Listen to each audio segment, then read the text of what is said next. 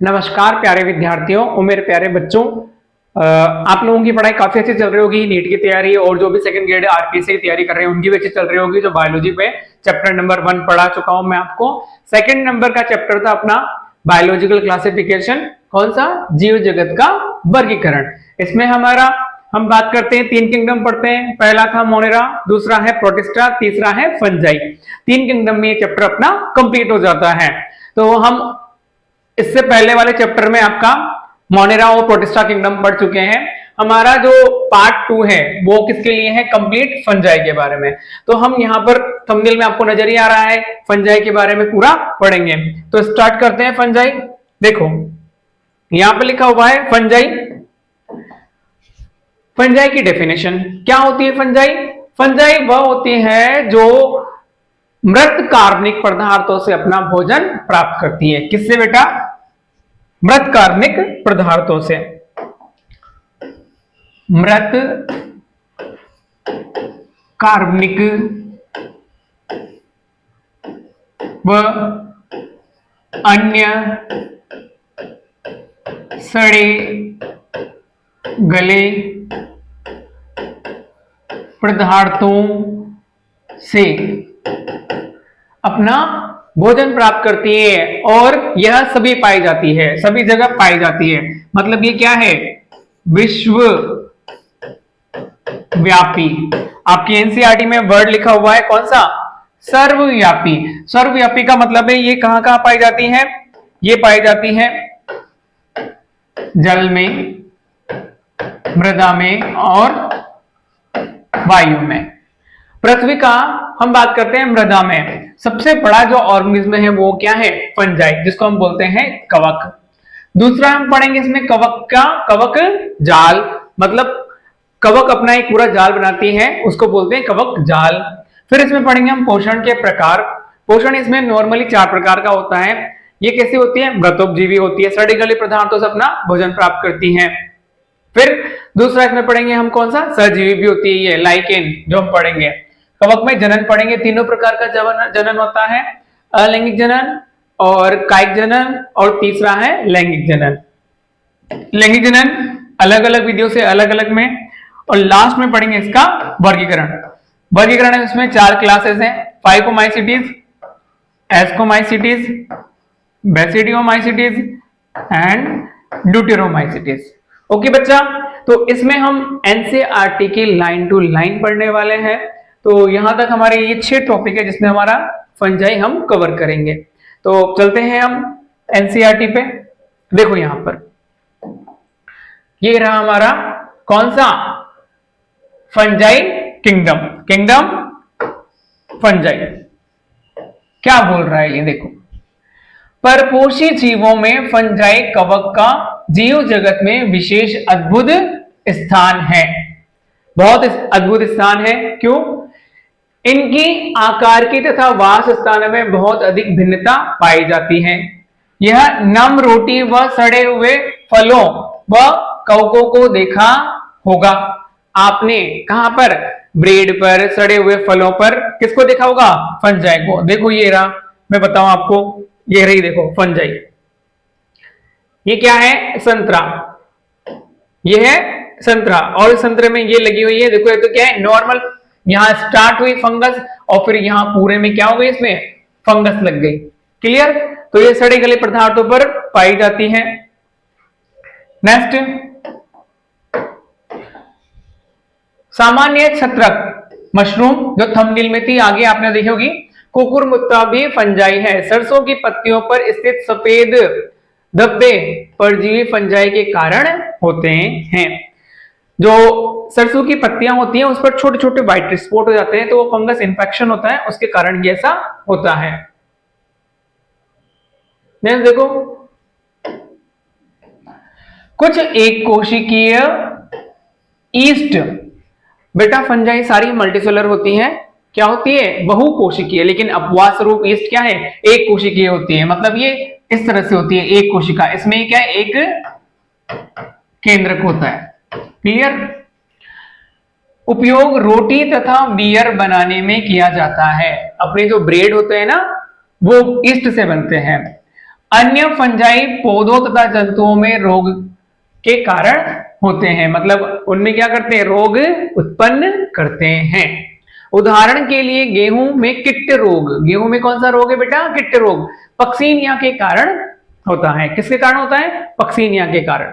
कुछ फंगल जैसे कि पेनिसिलिन से प्रतिजैविक एंटीबायोटिक का निर्माण होता है। इसको मैं डिटेल में बताऊंगा बेटा। जो पेनिसिलिन हम बात कर रहे हैं यहाँ पर, पेनिसिलियम से एंटीबायोटिक, कौन सी, पेनिसिलिन, जो फर्स्ट एंटीबायोटिक थी वो बनाई गई, मतलब एंटीबायोटिक मतलब बैक्टीरिया की वृद्धि को रोकने वाली। अब ये कैसे हुई थी बताएंगे। फंजाई क्या है, विश्वव्यापी, लिखा था अभी हमने। ये हवा, जल, मिट्टी तथा जंतु तथा पौधों पर पाई जाती हैं। ये गर्म तथा नम स्थानों पर सरलता से उग जाते हैं। अभी जैसे बरसात का मौसम आता है तो उससे पहले थोड़ी सी ह्यूमिडिटी होती है। ह्यूमिडिटी में क्या होता है, बहुत जल्दी ग्रो करती है। क्या करती है, बहुत जल्दी ग्रो करती है। क्या आपने सोचा, कभी सोचा है कि हम अपने भोजन को रेफ्रिजरेटर में क्यों रखते हैं? क्योंकि बेटा वहां पर क्या होता है, टेम्परेचर बहुत कम हो जाता है और फंजाई के लिए जो एंजाइम है वो इनएक्टिव हो जाते हैं। हाँ, इससे हम अपने भोजन बैक्टीरिया अथवा फंजाई के कारण खराब होने से बचाते हैं फ्रिज में रखकर। आगे देखो, यहां दिया हुआ है बेटा, फंजाई तंतु में होती है। क्या है भाई, फंजाई कैसी होती है? फंजाई का माइसीलियम फंजाई तंतु में होती है, लेकिन ईस्ट जो एक कोशिकीय है इसका अपवाद है। ये लंबी पतली धागे की तरह संरचना होती है जिन्हें कवक तंतु कहते हैं। फंजाई का क्या होता है बेटा, माइसीलियम। कैसा होता है ये, देखो इधर मैं बताऊं आपको, यही देख लेते हैं हम लोग। फंजाई में क्या होता है, माइसीलियम होता है। जैसे ए बनाया मैंने,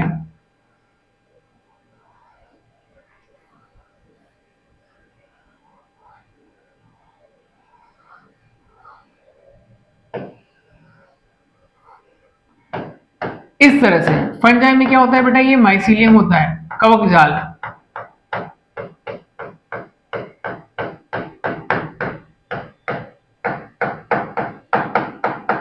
ये इसमें केंद्रक, तो इसको हम बोलते हैं पूरे को क्या, कवक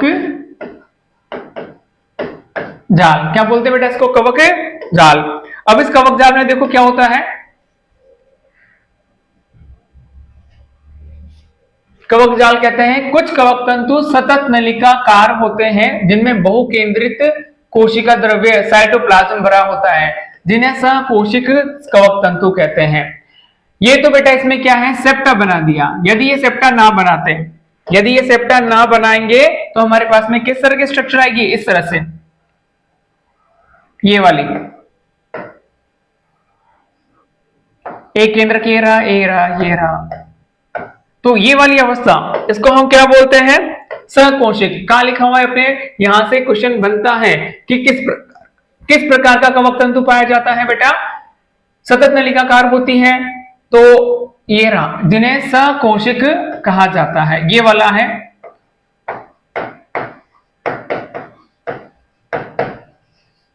सहकोशिकी कवक जाल।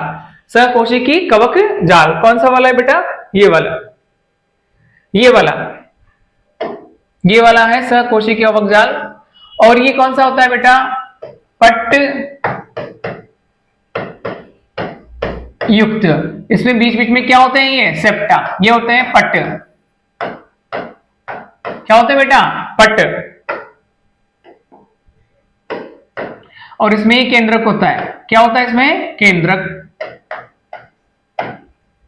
ये होते हैं इसमें केंद्रक। यहां पर केंद्रक बहुत सारे होते हैं, तो इसमें बहु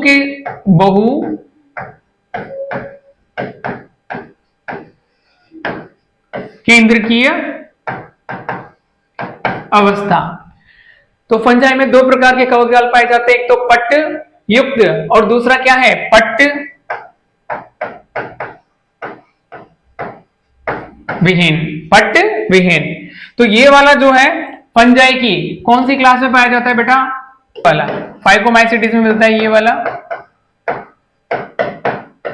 पट्टविहीन, बाकी तीनों में, एस्को में, बेसिडियो में एंड ड्यूटेरो में पट्ट युक्त कवक जाल हमें मिलता है। चलो हम आगे स्टार्ट करते हैं, आगे पढ़ते हैं। अब देखो इधर,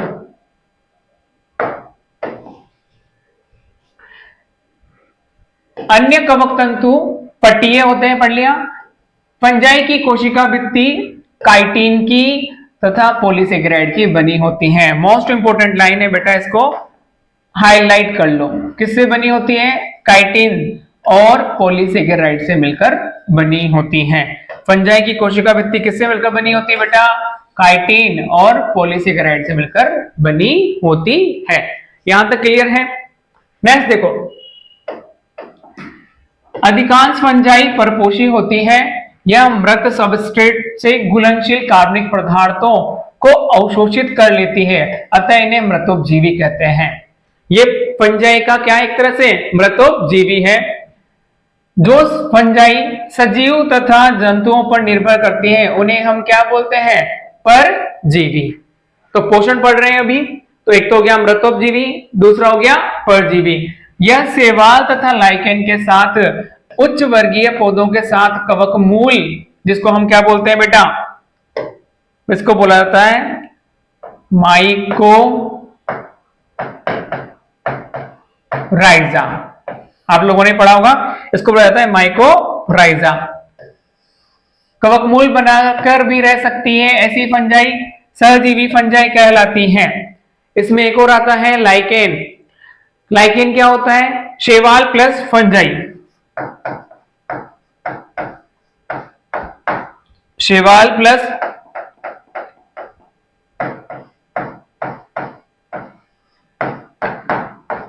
फंजाई का संबंध क्या कहलाता है आप लोगों का? लाइकेन। अब देखो, हम बात करेंगे इसमें जनन। ये हम थोड़ा सा इंट्रोडक्शन दे रहे हैं आपको कि फंजाई का ओवरव्यू क्या क्या होता है। हम जनन को भी डिटेल में पढ़ेंगे, जनन कैसे कौन कौन से प्रकार का किस किस में होता है अलग अलग क्लास में। फंजाई में जनन कायिक खंडन, मतलब इसका ये यहां से टूट जाए, जिसको हम हाइपा कहते हैं, हाइपा अलग हो जाए और वो उसमें क्या होते हैं? स्पोर किसी अन्य सबस्ट्रेट पर चला जाए और वहां पर बीजाणु बना ले तो इन्फेक्शन कर सकता है। विखंडन, मुकुलन। मुकुलन किसमें होता है बेटा? मुकुलन पाया जाता है ईस्ट में। किसमें होता है बेटा? ईस्ट में। अलैंगिक जनन किसके द्वारा? बीजाणुओं के द्वारा। इसमें अलग अलग प्रकार के बीजाणु बनते हैं। कौन कौन से बीजाणु बनते हैं इसमें? एस्कोस्पोर बनेंगे इसमें, बेसिडियोस्पोर बनेंगे इसमें, इनकी क्लास के अकॉर्डिंग, जिसे कोनिडिया भी कहते हैं। तो अलैंगिक जो जनन है उसमें जो बीजाणु बनते हैं उन्हें कोनिडिया कहते हैं, अथवा बीजाणुधानी व चल बीजाणु द्वारा भी जनन इसमें होता है। आगे पढ़ाने से पहले मैं आपको बता दूं, यहां पर एक वर्ड आया था, कौन सा? ये वाला, ये रहा हमारा, हमने पढ़ा था पेनिसिलिन। किसके बारे में पढ़ा है बेटा? Penicillin, antibiotic. पेनिसिलियम, पेनिसिलियम क्या थी? एक फंजाई। उससे हम अब देखते हैं एंटीबायोटिक कैसे बनाई। नेक्स्ट स्लाइड में देखो, ये था अपना साइंटिस्ट, कौन सा? Alexander Fleming. ये रहा अलेक्जेंडर फ्लेमिंग। इस साइंटिस्ट ने क्या किया? अलेक्जेंडर फ्लेमिंग जो साइंटिस्ट थे बेटा, वह gram positive staphylococcus, gram positive staphylococcus bacteria की ग्रोथ पर वर्क कर रहे थे। इन्होंने एक पेट्री डिश ली, उसमें ये बैक्टीरिया रख दिए, इस पर ये वर्क कर रहे थे। लेकिन क्या हुआ, अचानक से इनके रूम की जो विंडो थी वो क्या थी? ओपन थी। अब ये तो क्या हो गया, पेट्री डिश को रखकर चले गए। नेक्स्ट डे इन्होंने देखा जो बैक्टीरिया की ग्रोथ होनी चाहिए थी ना, वो तो सप्रेस हो गई। मतलब बैक्टीरिया, ये पेट्री डिश इन्होंने ले ली। क्या ले ली? ये पेट्री डिश। और इस पेट्री डिश में इन्होंने ये बैक्टीरिया ग्रो कर दी। ये बैक्टीरिया रख के चले गए थे। देखो इधर, ये बैक्टीरिया। अब यहां पर 1 2 3 4 5 6 7 8, ठीक है, आप लोगों को दिख रहा है कि 8 यहां पर क्या है? 9 बैक्टीरिया है। तो इन्होंने तो इनके लिए क्या रखा? कल्चर मीडियम भी रख दिया। ये कल्चर मीडियम रख दिया, किसके लिए रख दिया? बैक्टीरिया के लिए। तो इनको लगा कि ये बैक्टीरिया क्या करेंगे, ये व्हाइट कलर वाले बैक्टीरिया, ये है बैक्टीरिया, और येलो कलर वाला क्या है अपना? Culture medium. संवर्धन माध्यम मतलब बैक्टीरिया के लिए पोषक पदार्थ, ये छोड़कर चले गए। तो उन्होंने सोचा कि बैक्टीरिया ग्रो करेंगे, लेकिन ऐसा नहीं हुआ। इनके रूम की विंडो खुली हुई थी, इनकी रूम की विंडो खुली हुई थी, तो छोटे छोटे स्पॉट पार्टिकल, ये क्या आ गए बेटा, फंगस के, ये छोटे छोटे छोटे छोटे छोटे फंगस से आ गया,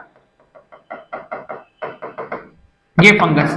और ये फंगस जब आए तो इस फंगस के कारण इन्होंने देखा कि यहां से ये व्हाइट वाले बैक्टीरिया के नंबर क्या हो गए, कम हो गए। क्या हो गए बेटा, व्हाइट वाले बैक्टीरिया के नंबर कम हो गए, और यहां पर क्या हो गई, फंगस ग्रो हो गई।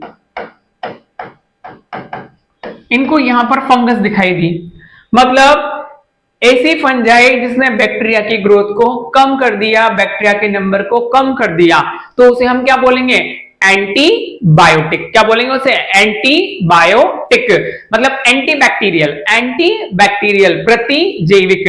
तो इसने क्या किया, बैक्टीरिया की ग्रोथ को कम कर दिया।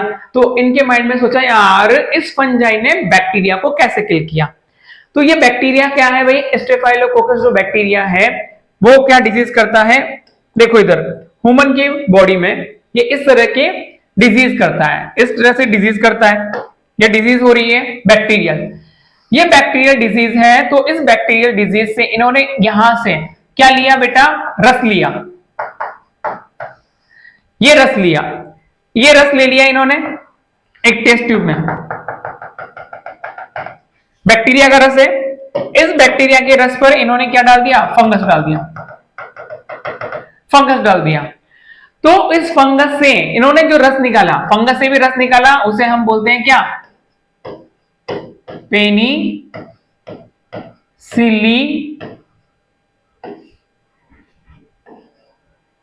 पेनिसिलिन। फंगस कौन सी थी, पेनिसिलियम। पेनिसिलियम फंगस से पेनिसिलिन निकाला और इसमें डाल दिया। तो इस फंगस ने इस बैक्टीरिया की ग्रोथ को क्या कर दिया, वापस से रोक दिया। तो इस तरह से इन्होंने देखा कि ये जो फंगस है इन बैक्टीरिया को किल कर रहा है। देखो यहां पर इन्होंने क्या निकाल लिया था, ये पेनिसिलिन, ये पेनिसिलिन निकाल ली। ये पेनिसिलिन जो रस है ये इन बैक्टीरिया को क्या करता है, किल कर देता है। लेकिन ये क्यों करता है, कैसे करता है, इन्होंने देखा कि जो बैक्टीरिया है, बैक्टीरिया जब इस पेनिसिलिन को ह्यूमन की बॉडी में डाला जा रहा है तो ये बैक्टीरिया को ही किल कर रहा है, बैक्टीरिया की सेल को ही किल कर रहा है। ह्यूमन की सेल को किल क्यों नहीं कर रहा भाई, आप बताओ मुझे, सोचो क्यों नहीं कर रहा, बताओ। देखो ये जो पेनिसिलिन है, ये पेनिसिलिन बैक्टीरिया की जो सेल वॉल है, ये देखो मैं दूसरे कलर से बताता हूं, बैक्टीरिया की जो सेल वॉल है उस पर वर्क करता है। बैक्टीरिया की जो सेल वॉल है उसको क्या कर देता है, नष्ट कर देता है। और इसका सारा फंक्शन ओनली किस पर होता है, सेल वॉल पर। मतलब ये पेनिसिलिन कहां वर्क करती है, सेल वॉल पर। और ह्यूमन की सेल में तो सेल वॉल होती नहीं है, इसलिए ये जंतु कोशिका को हानि नहीं पहुंचाता, और ये पेनिसिलिन बैक्टीरिया की कोशिका को हानि पहुंचाकर उसे नष्ट कर देता है। इस तरह से उन्होंने किसकी डिस्कवरी करी, अलेक्जेंडर फ्लेमिंग ने। अलेक्जेंडर फ्लेमिंग ने किसकी डिस्कवरी करी, एंटी बैक्टीरियल पेनिसिलिन की डिस्कवरी करी। यहां तक क्लियर है बेटा, आई थिंक सो आपको समझ में आ गया होगा सब कुछ। अब चलो आगे हम बात कर रहे थे इनमें जनन की, कैसे कैसे कब कब होता है। देखो इधर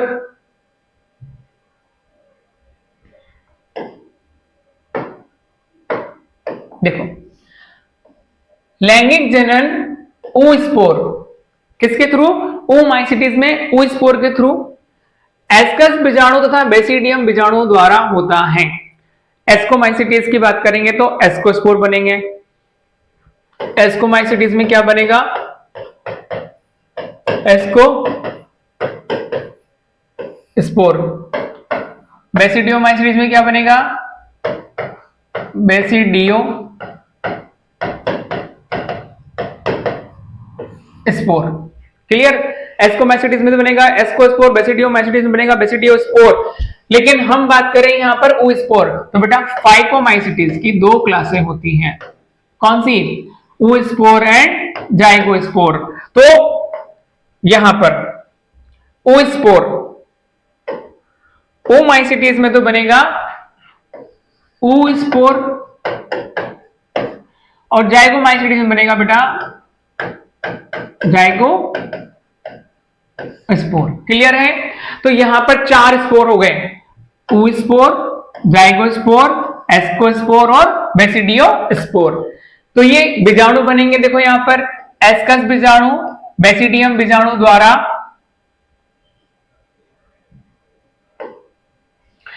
होता है। विभिन्न बीजाणु सुस्पष्ट संरचनाओं में उत्पन्न होते हैं, जिन्हें क्या कहते हैं हम? फलन काय। देखो कैसा होता है बेटा, जब हम एस्कस की बात करेंगे, किसकी बात करेंगे? एस्कोमाइसिटीज की। तो एस्कोमाइसिटीज में इस तरह की संरचना बनती है, ये यहां से ये एस्कस निकलेगा, इसमें ये होते हैं बीजाणु। अब इसके चारों ओर ये इसका कवक जाल इस तरह की संरचना बना लेता है। इसको कौन सी? प्रतिकूल परिस्थितियों से बचने के लिए, प्रतिकूल परिस्थितियों से बचने के लिए जो संरचना बनाई जाती है उसी को बोलते हैं फलन काय। फलन काय। लेकिन बेटा ये फलन काय किसका है? एस्कोमाइसिटिस का है, तो इसको बोलेंगे एस्को कार्प। क्या बोलेंगे इसे? एस्कोकार्प। और यही फलन काय बेसिडियोमाइसिटिस का होता है, इसको बोलते हैं बेसिडियोकार्प। आगे हम पढ़ने वाले हैं, अभी आ जाएगा ये। अब यहां बात कर रहे हैं किसकी? लैंगिक जनन। फंजाई में लैंगिक जनन। फंजाई में लैंगिक जनन देखो कैसे होता है, 3 स्टेप में कंप्लीट होता है। पहली होती है प्लाज्मोगेमी, दूसरी होती है कैरियोगेमी और तीसरी होती है मियोसिस। देखो मैं आपको बता दूं, इसमें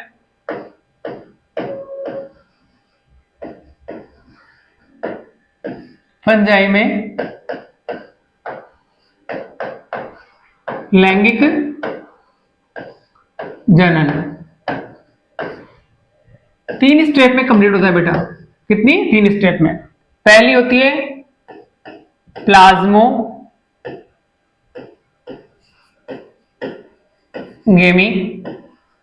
दूसरी होती है कैरियोगेमी और तीसरी होती है कौन सी?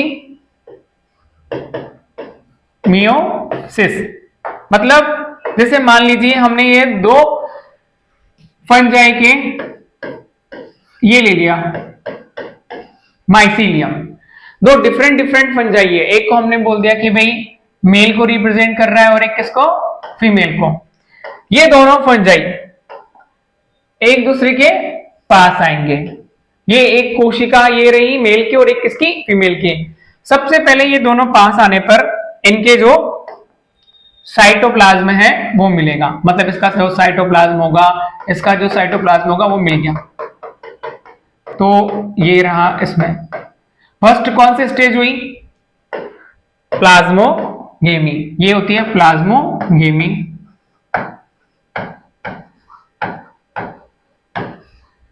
ये प्लाज्मोगेमी कंप्लीट हो गई। अब थोड़ी देर बाद ये दोनों केंद्रक, इसके दोनों न्यूक्लियस है ये N और N मिलकर बना लेंगे क्या? 2N। तो कौन सी स्टेज कंप्लीट होगी बेटा आप लोगों की? यहां पर कैरियोगेमी।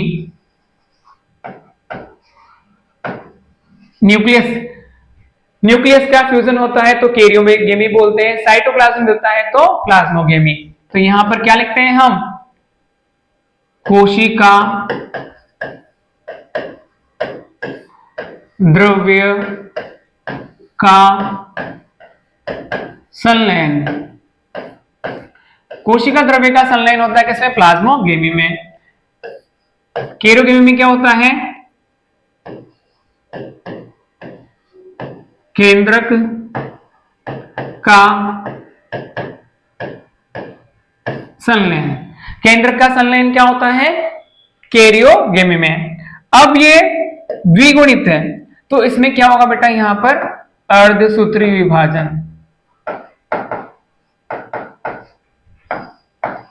अर्धसूत्री विभाजन। अर्धसूत्री विभाजन से क्या बनेंगे? 4 अगुणित स्पोर। क्या बनेंगे? 4 अगुणित स्पोर। ये चारों अगुणित स्पोर वापस से क्या होगा बेटा? वापस से हवा में चले जाएंगे, डिस्पर्स होते हुए क्या बना लेंगे? नया कवक जाल। नया कवक जाल।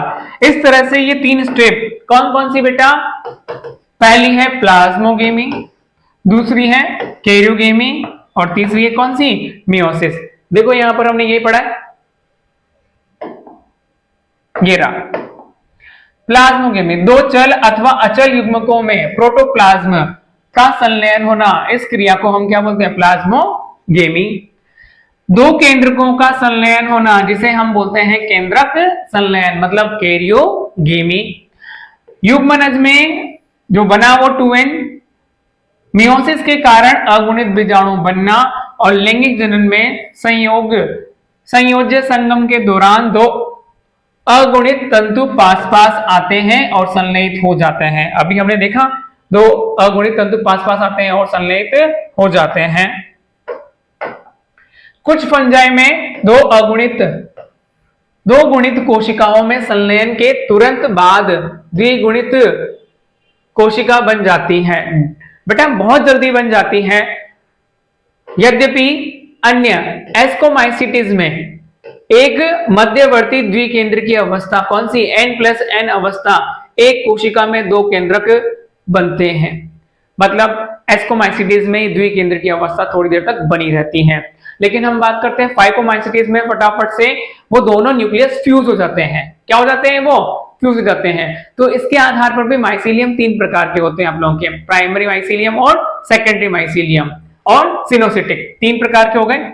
ऐसी परिस्थिति को केंद्रक युग्मन क्या बोलते हैं? इसे हम केंद्रक युग्मन कैरियोगेमी कहते हैं।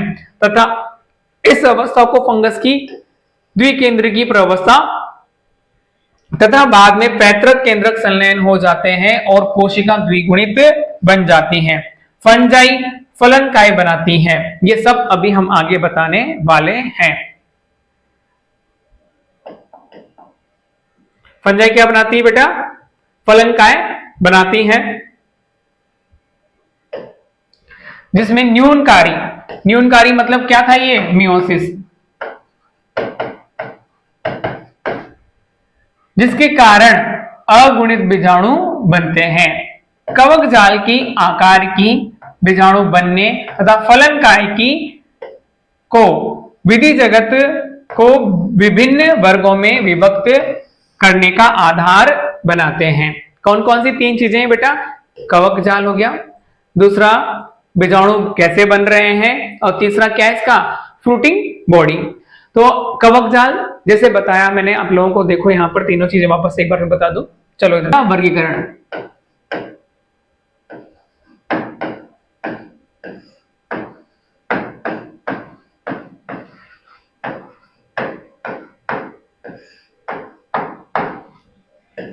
फंजाई का वर्गीकरण, कवक जाल, दूसरा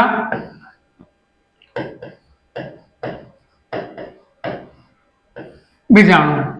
एक तो था कवक जाल, दूसरा था बीजाणु। अब देखो यहां पर कोशिका भित्ति भी ले लेते हैं कभी कभी, सेल वॉल। अब कवक जाल की बात कर रहे हैं तो यहां पर हमने बताया था कि 2 तरह का कवक जाल मिलता है। कौन सा?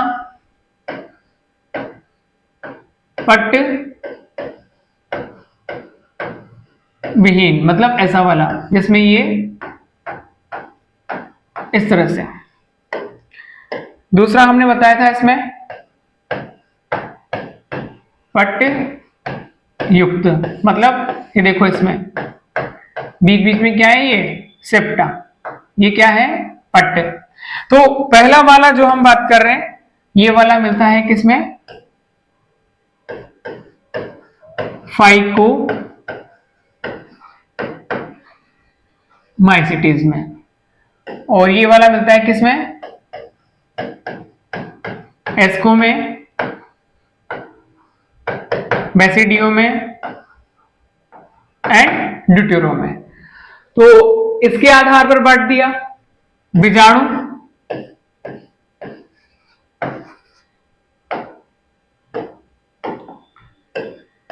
फाइकोमाइसिटीज में भी 2 क्लास से होती है, oomaइसिटीज और जाइगोमाइसिटीज।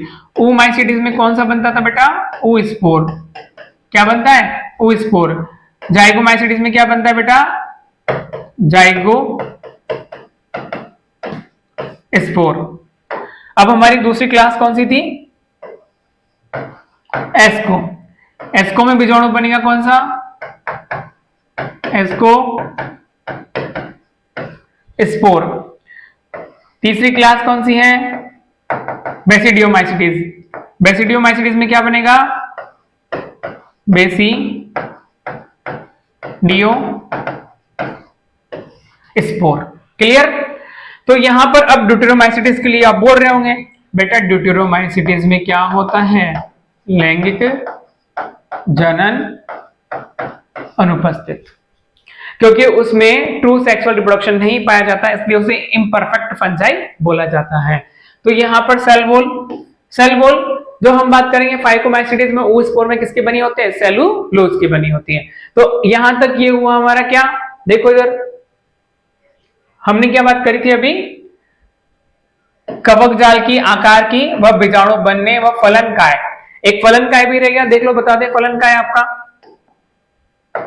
चौथा में लेता हूं फलन काय।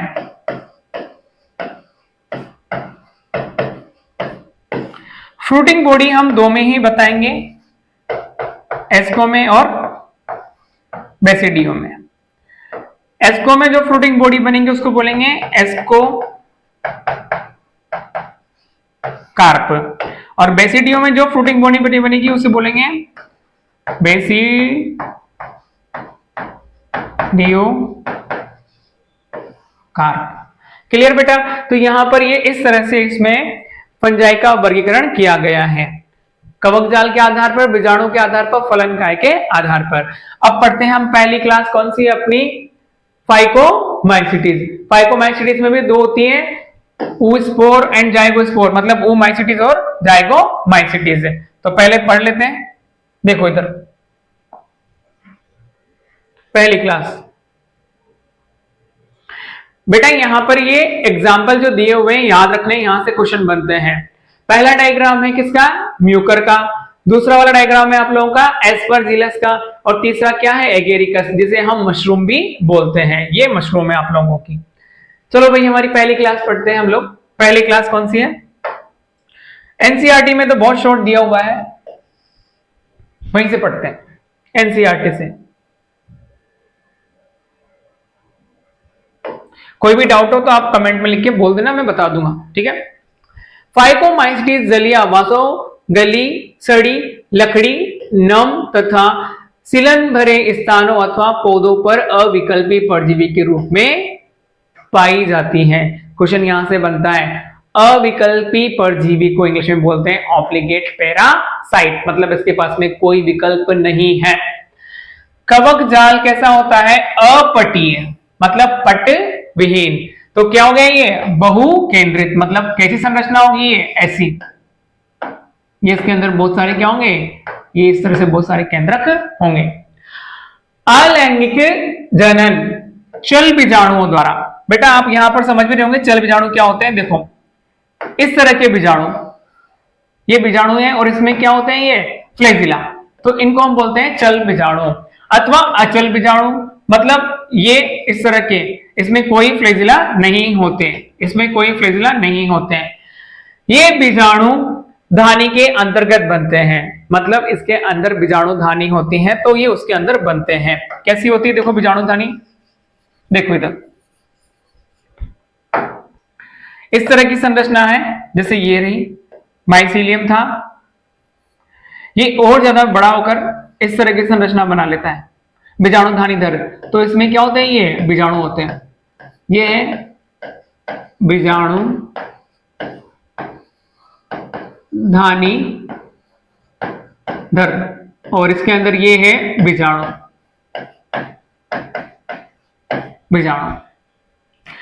इन युग्मकों की आकार की एक जैसी, यदि ये एक जैसे हो तो इसको बोलते हैं समयुग्मकी, अथवा भिन्न हो तो असमयुग्मकी अथवा विषम युग्मकी हो सकती हैं।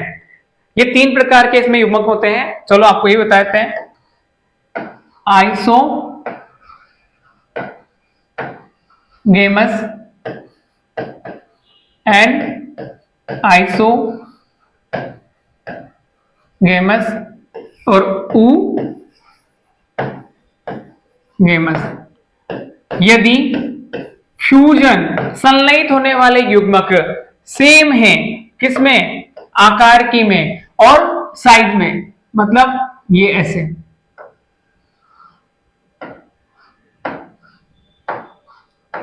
मतलब हम इनमें नहीं पता कर पा रहे हैं कौन सा मेल है कौन सा फीमेल है, तो इसको बोलते हैं समयुग्मकी, आइसोगेमस। यदि हमारे पास एक युग्मक क्या हो? बड़ा, और एक युग्मक क्या हो? छोटा। तो ये तो क्या है? लार्ज, और ये क्या है? स्मॉल। तो हम इसमें बता सकते हैं एक छोटा एक बड़ा है, तो इसको बोलते हैं असमयुग्मकी एंड आइसोगेमस। लेकिन ओगेमस क्या होता है?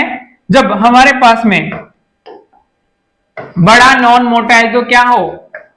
फीमेल गेमेट, और छोटा क्या हो? स्मॉल मोटाइल मेल गेमेट, तो इसको बोलते हैं ओगेमस प्रकार का संलयन। तीन प्रकार का संलयन होता है, आइसोगेमस, एनाइसोगेमस और ओगेमस। देखो यहां पर ये लिखा हुआ है समयुग्मकता अथवा असमयुग्मकी और विषम युग्मकी, तीनों कंडीशन इसमें होती है। उदाहरण के लिए इसमें म्यूकर, राइजोपस, रोटी के कवक पहले ही बता चुके हैं, एल्ब्यूगो सरसों पर परजीवी फंजाई हैं, और इनकी मैंने ट्रिक बता दी थी आपको, क्या? राम, मैंने शॉर्ट बताया हुआ है, राइजोपस, ठीक है? राइजोपस ये रहा, ए से एल्ब्यूगो, एम से क्या है? म्यूकर, ठीक है? लेकिन बेटा यहां पर ये तो इतना होता है, मॉड्यूल में आप लोगों को एक्स्ट्रा पढ़ाया जाता है, तो इसकी दो क्लासें होती हैं, oomaइसीटीज एंड जाइगोमाइसीटीज, ठीक है? oomaइसीटीज एंड जाइगोमाइसीटीज किसकी क्लास है? फाइकोमाइसीटीज की, ये वाली और ये वाली। इनमें ज्यादा डिफरेंस नहीं होता, बस यहां पर लैंगिक जनन में डिफरेंस होता है। क्या होता है? oomaइसीटीज में जो लैंगिक जनन होता है उसे हम बोलते हैं गैमेटेंजियल कांटेक्ट। क्या बोलते हैं? गैमेटेंजियल कांटेक्ट। और इसमें क्या होता है? गैमेटेंजियल कॉपुलेशन। तो गैमेटेंजियल कांटेक्ट देखो यहां पर एक तरह से, फिर वापस से बता दूं मैं कैसे होता है। दो डिफरेंट फंगल हाइफे, एक तो मेल होगा जिसे हम बोलेंगे एंथ्रीडियम, एक फीमेल होगा जिसे बोलेंगे ओगोनियम। तो ये रही हमारी ओगोनियम, ये रहा एंथ्रीडियम। तो एंथ्रीडियम से एक निकलती है, वो फीमेल में ट्रांसफर किया जाता है। कहां किया जाता है? फीमेल में। तो ये रहा फीमेल का न्यूक्लियस, और ये रहा मेल का ग्रीन वाला न्यूक्लियस। तो अब ये न्यूक्लियस कहां आ जाएगा? इसमें। तो फर्स्ट हमारी कौन सी स्टेज है यहां पर? प्लाज्मोगेमी प्लस कैरियोगेमी, दोनों एक साथ होती है। हमने पढ़ा था फाइकोमाइसीटी में, ज्यादा टाइम लेते हैं, फटाफट से आ जाती है। तो यहां दोनों, ये इधर तो ये एन था, इधर ये एन, दोनों एन मिलकर क्या बन गया बेटा? यहां पर ये 2n हो गया। तो ये oomaइसीटीज है तो क्या बन गया? oospore। oomaइसीटीज है तो oospore बन गया। देखो इधर मेल न्यूक्लियस और फीमेल न्यूक्लियस दोनों मिल गए, प्लाज्मोगेमी एंड कैरियोगेमी, और बन गया जाइगोट।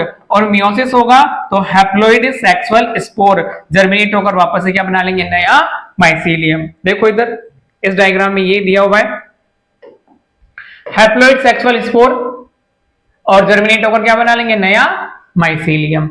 ये किसमें था आप लोगों का? ये कौन सी क्लास थी हमारी?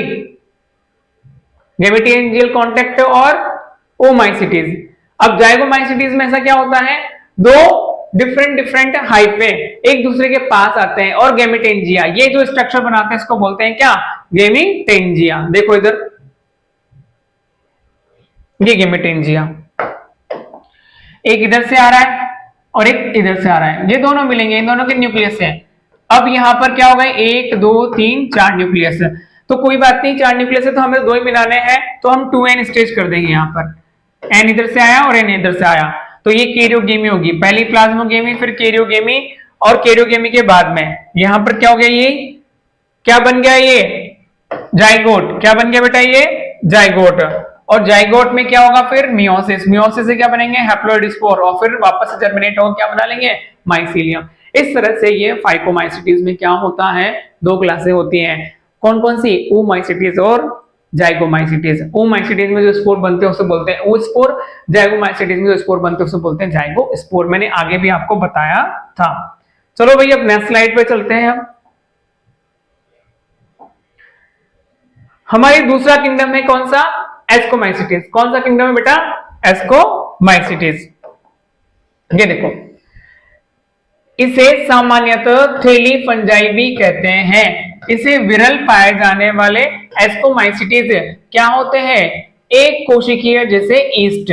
वैसे फंजाई सारी क्या होती है? मल्टीसेलुलर, लेकिन ईस्ट क्या है? इसका अपवाद है। एग्जाम्पल सेकेरोमाइसीज के अलावा ये बहुकोशिकीय जैसे पेनिसिलियम, और पेनिसिलियम से हमें क्या मिलता है? एंटी बैक्टीरियल होती है। यह मृतोपजीवी, अपघटक परजीवी अथवा समल रागी पशु विष्टा जिसे हम प्रोप्रोफिलस कहते हैं, ये किस पर उगती है बेटा? घोड़े के गोबर पर उगने वाले। कहां लिखे थे ये? श्रम रागी, जहां घोड़े के उस पे उगती है। कवक जाल शाकित। कवक जाल कैसा होता है? शाकित, मतलब इस तरह से शाखाएं बना लेता है। ये एक शाखा ये रही, एक शाखा ये रही, इस तरह से ये शाखाएं बना लेता है कवक जाल, ब्रांच। और पटी है, ये पट। अलैंगिक बीजाणु क्या बनाते हैं बेटा? कोनिडिया। क्या बनाते हैं यहाँ पर? कोनिडिया। इसको भी देखो, समझो कोनिडिया क्या होता है। ऐसी होती है कोनिडिया, जैसे ये रहा इसका कवक जाल। इस कवक जाल में से कोई भी संरचना इस तरह से बड़ी हो जाती है, इस तरह से, और इसमें ये अलैंगिक संरचना, ये है कोनिडियो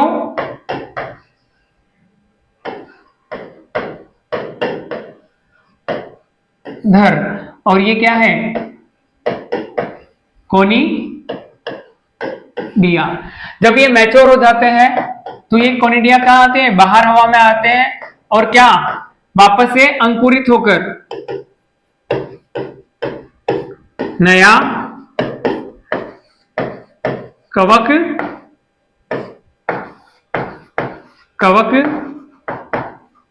जाल बना लेते हैं। वापस से क्या बनाते हैं? ये नया कवक जाल बना लेते हैं।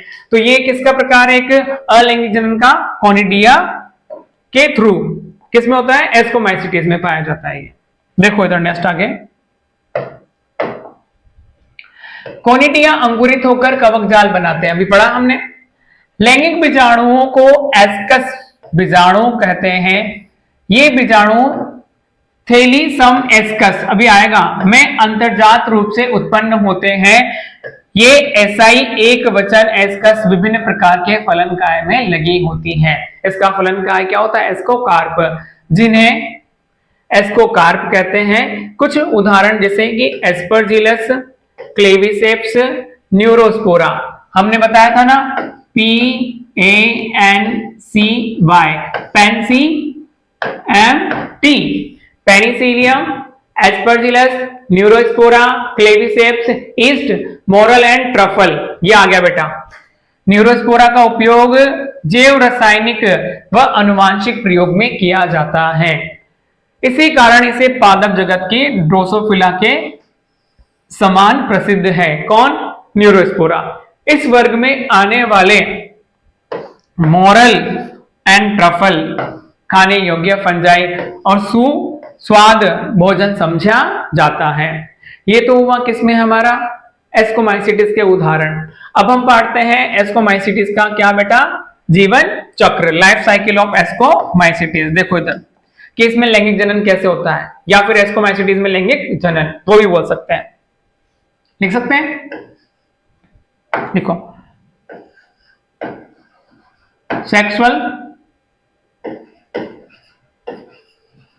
रिप्रोडक्शन इन एस्कोमाइसिटीज कैसे होता है? देखो यहां पर दो डिफरेंट हाइप है। ये रहा एक मेल और ये रहा एक फीमेल। दोनों के माइसीलियम के जो हाइफे एक दूसरे के पास आ रहे हैं। ये इनमें क्या है बेटा? केंद्रक। इसमें क्या है बेटा? केंद्रक। ये इसका केंद्रक, ये इसका केंद्रक, दोनों के न्यूक्लियस। पहले ये दोनों मिलेंगे तो कौन सी स्टेज होगी? प्लाज्मोगेमी। पहली अवस्था कौन सी होगी बेटा? प्लाज्मोगेमी। अब प्लाज्मोगेमी के बाद में ये जो सेल है इसके अंदर क्या आ गई है? डाइकैरियोन स्टेज, द्विकेंद्रिकी अवस्था। अब यहां से एक स्ट्रक्चर ऐसे निकलती है, इसको बोलते हैं एस्कोजिनस हाइपा। क्या बोलते हैं बेटा? एस्कोजिनस हाइपा। ये निकल गया एस्कोजिनस हाइपा, एस्कोजिनस हाइपा। अब ये दोनों के दोनों न्यूक्लियस कहां चले गए? इसके अंदर चले गए। अभी भी ये द्विगुणित नहीं हुए हैं, 2n नहीं बनाया है, n+n ही है। अब जो अवस्था आएगी वो होगी कौन सी हमारी? पहली होगी प्लाज्मोगेमी, दूसरी अवस्था जो हमारी यहां होगी क्या होगी बेटा? कैरियोगेमी। मतलब अब ये क्या हो गया? ये जो हो गया 2n हो गया। क्या हो गया ये? 2n। अब ये थर्ड स्टेज करेगा कौन सी? मियोसिस। क्या करेगा ये? मियोसिस। और ये मियोसिस करने पर क्या बनाएगा? 4 हैप्लॉइड स्पोर बना लेगा बेटा। क्या बना लेगा? 4 हैप्लॉइड स्पोर।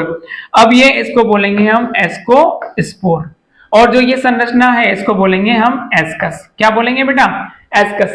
लेकिन अब प्रतिकूल परिस्थितियों से इसको बचाना है, इस एस्कस को प्रतिकूल एडवर्स कंडीशन से बचाना है, तो ये एस्कस इसके चारों ओर इस तरह से संरचना बना लेगा, इसका कवक जाल इसके चारों ओर संरचना बना लेगा।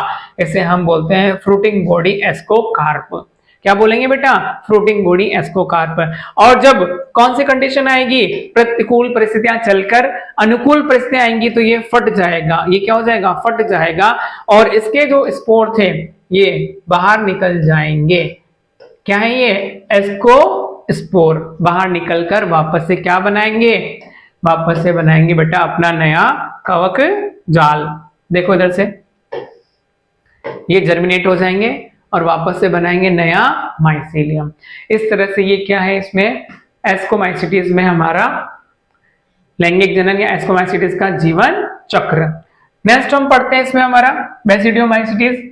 एस्कोस तो कंप्लीट हो गया, इसमें कोई डाउट हो तो पूछ लेना। दूसरी हमारी जो फंजाई है वो है बेसिडियोमाइसिटीज। बेसिडियोमाइसिटीज, बेसिडियोमाइसिटीज ज्ञात सामान्य प्रकार के क्या होती हैं? मशरूम, ब्रैक्ट फंजाई अथवा पफ बॉल भी इसे कहते हैं। ये मिट्टी में, लट्ठे में तथा वृक्ष के टूटों तथा सजीव पादपों के अंदर परजीवी के रूप में उगते हैं, जैसे कि किट, कंड, स्मट, कवक जाल शाखित अथवा पटीय होता है। बताया था मैंने शाखित कैसा? जैसे कि ये ब्रांच ऐसे निकाल दें, ये शाखाएं निकल रही हैं, हम बार बार बता रहे हैं आपको ये। और इसमें क्या है? ये केंद्रक।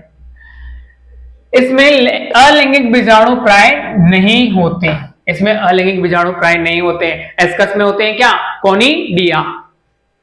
लेकिन कायिक जनन खंडन विधि द्वारा बहुत सामान्य प्रकार का है, कोशिका अथवा जिन प्रारूप के संलयन से होती।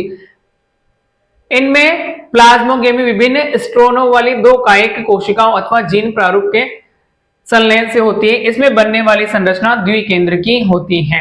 क्या होती है? इसमें द्विकेंद्रकी होती है, जिससे अंततः बेसिडियम बनता है। बताएंगे अभी आगे आने वाला है। बेसिडियम में केंद्रक संलयन, कैरियोगेमी व मियोसिस। बेटा लैंगिक जनन में 3 अवस्थाएं होंगी, पहली प्लाज्मोगेमी, दूसरी कैरियोगेमी, तीसरी मियोसिस, जिसके कारण 4 बेसिडियम बीजाणु बनते हैं। बेसिडियम पर बहिर्जात उत्पन्न होते हैं। अभी मैंने अंतर्जात नहीं बताया, अंतर्जात बता देंगे आपको। बेसिडियम फलन काय में लगे होते हैं, जिसे बेसिडियोकार्प कहते हैं। इसके कुछ सामान्य उदाहरण जैसे एगेरिकस मशरूम, स्टिलेगो एंड पक्सिनिया है। क्या है इसके? एगेरिकस, स्टिलेगो एंड पक्सिनिया इसके एग्जाम्पल हैं। इसकी भी हमने ट्रिक बताई थी आप लोगों को। कौन कौन सी हमारे पास? यहाँ पर देखो, एगेरिकस है और पक्सिनिया है और स्टिलेगो है। क्लियर? तो याद रखना है आप लोगों को इनके एग्जाम्पल। अप्पू, क्या थी इसकी ट्रिक हमारी? A P U, agaricus, ustilago and puccinia. Clear? अब लाइफ साइकिल ऑफ बेसिडियोमाइसिटीज की देखते हैं, या लैंगिक जनन। बेसिडियोमाइसिटीज में लैंगिक जनन कैसे होता है? देखो,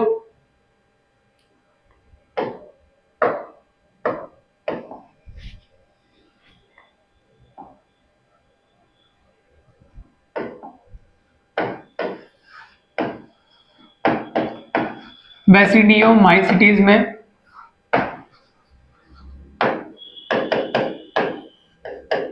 लैंगिक जनन।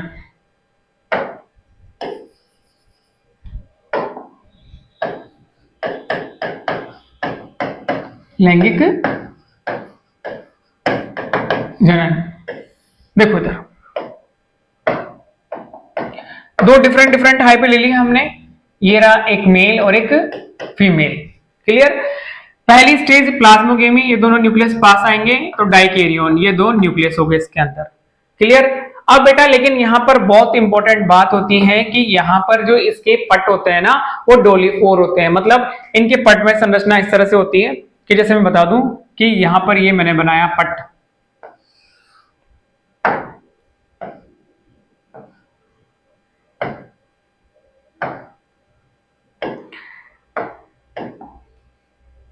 ये संरचना ऐसे,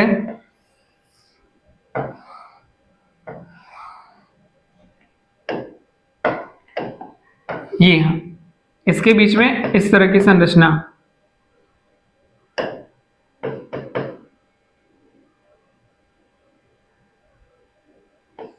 इस तरह की संरचनाएं पाई जाती हैं। इसमें एक न्यूक्लियस होगा,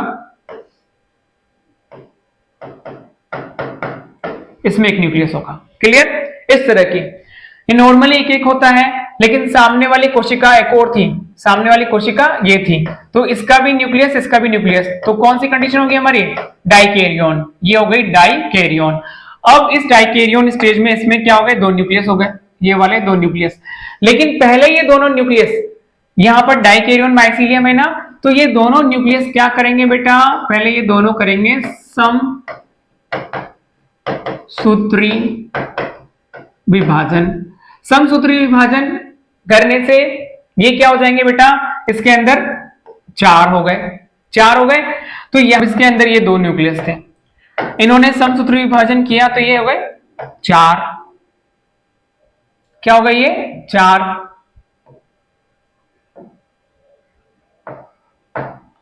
एक इसके पास था, एक इसके पास था, यहां गया एक और यहां आया एक, तो अब हमारे पास ये वाली संरचना हो गई, इधर भी दो, इधर भी दो और इधर भी दो, देखो दो इसमें भी हैं, दो इसमें भी हैं, दो इसमें भी हैं। क्लियर, आपको दिखाई दे रहा होगा, ये वाली कंडीशन हो गई, इन्होंने समसूत्र विभाजन किया, दो, एक इधर चला गया, एक इधर चला गया। अब ये अभी तक भी इन्होंने क्या करी है, कैरियोगेमी में नहीं आए हैं, मतलब कैरियोगेमी पूरी तरह से नहीं हुई है। ये दोनों ऊपर बेसिडियम नामक स्ट्रक्चर बनेगी और तीनों ऊपर चले जाएंगे। कहां चलेंगे बेटा, ऊपर की ओर चले गए, देखो आप लोगों को दिख रहा होगा।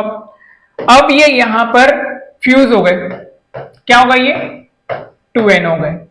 अब इन तीनों में क्या होता है, यहां पर इसमें मियोसिस होगा, मियोसिस होने पर इस तरह की संरचना बाहर बनेगी।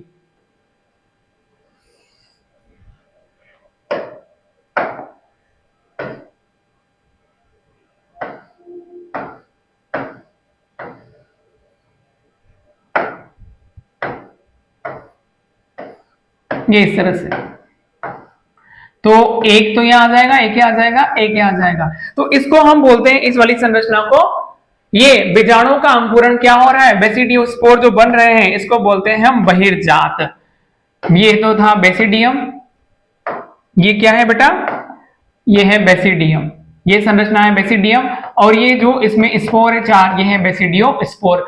ये बाहर बन रहे हैं तो इसको बोल रहे हैं बेसिडियोस्पोर। और एस्कोमाइसिटीज में इस संरचना बनी थी ऐसी, अंदर बने थे तो इसको बोलते हैं अंतर्जात। इसको क्या बोलते हैं बेटा, अंतर्जात, अंतर्जात बीजाणु। और ये बन रहे हैं तो क्या है, ये बहिर्जात, एंडोजीनस और एक्सोजीनस। क्लियर हो गया। अब ये क्या होगा, मैच्योर होगा और ये फट जाएंगे तो बीजाणु कहां निकल जाएंगे बेटा, बाहर निकल जाएंगे और वापस से अंकुरित होकर नया माइसीलियम बनाएंगे। तो ये क्या हुआ हमारा बेसिडियोमाइसिटीज का जीवन चक्र। अब लास्ट चलते हैं, हमारी लास्ट जो है कौन सी वाली है, ड्यूटेरोमाइसिटीज। ड्यूटेरोमाइसिटीज तो बहुत सिंपल है, उसे तो हम क्या बोलते हैं, इम्परफेक्ट फंजाई। डायरेक्ट उसे पढ़ लेते हैं, ज्यादा कुछ खास है नहीं, उसके एग्जाम्पल याद रखने हैं। ड्यूटेरोमाइसिटीज, इसे प्राय अपूर्ण कवक भी कहते हैं क्योंकि इसमें सेक्सुअल रिप्रोडक्शन नहीं पाया जाता, क्योंकि इसमें केवल लैंगिक अलैंगिक क्या पाया जाता है बेटा, देखो यहां पर केवल अलैंगिक अथवा कायिक प्रावस्था पाई जाती है। जब इस फंजाई की लैंगिक प्रावस्था की खोज हो जाती है तब उसे उचित वर्ग में रख दिया जाता है।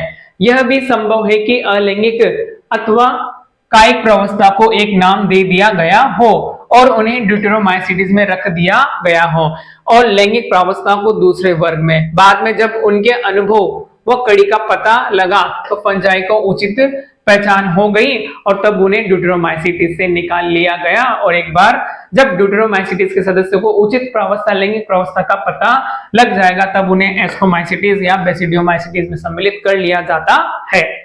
ड्यूटेरोमाइसिटीज में केवल अलैंगिक क्या है बेटा, केवल और केवल अलैंगिक बीजाणु जिन्हें कोनिडिया कहते हैं से जनन करते हैं। कवक जाल कैसा होता है, पटीय और शाखित, मैंने बता दिया था। इसमें कुछ सदस्य मृतोपजीवी अथवा कैसे होते हैं बेटा, परजीवी होते हैं, लेकिन उनके अधिकांश सदस्य अपशिष्ट अपघटक होते हैं और इनके जीवन चक्र में सहायता करते हैं। इसके कुछ उदाहरण अल्टरनेरिया, कोलेट्राइकम और trichoderma. CAT, colletotrichum, alternaria and trichoderma.